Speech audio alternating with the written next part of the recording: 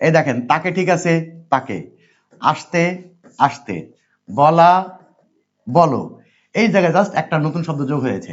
এই শব্দটা যোগ করলেই বুঝবেন ওইটা হচ্ছে প্যাসিভ সেন্টেন্স হয়ে গেছে।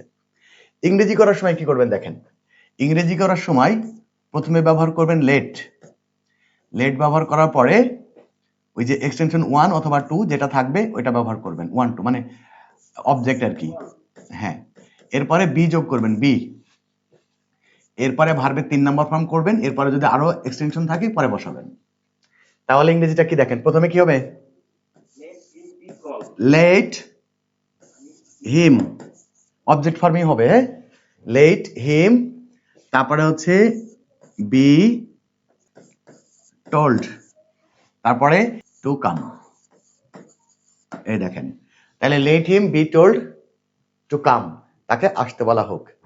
এবার একটা ছোট সেন্টেন্স বলি, ইংরেজি করেন তো কি হবে, কারণ আপনাকে বলা হলো ঘরটি, ঘরটি পরিষ্কার, পরিষ্কার করা হোক, ঘরটি পরিষ্কার করা হোক, কি হবে, লেট দি রুম, তারপরে বি ক্লিন। এই তো গুড, একটাই সিস্টেম।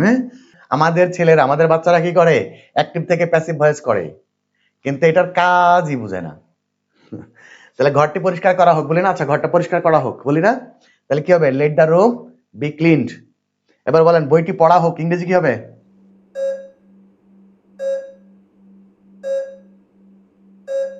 আচ্ছা এবার বলেন ভাত রান্না করা হোক, ইংরেজি কি,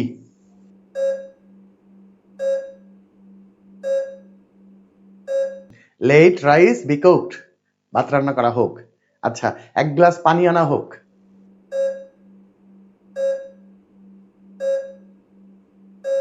এক গ্লাস পানি আনা হোক, তাহলে কি হবে, let a glass of water be brought, brought মানে ব্রিং মানে কোনো কিছু আনা, bring.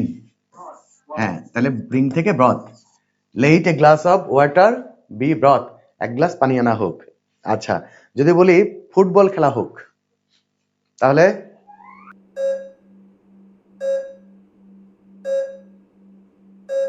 Late football be played, let football be played. আচ্ছা আমটি পাড়া হোক,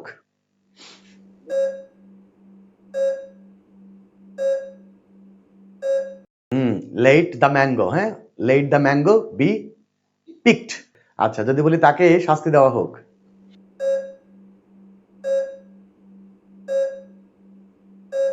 লেট হিম বি পানিশড।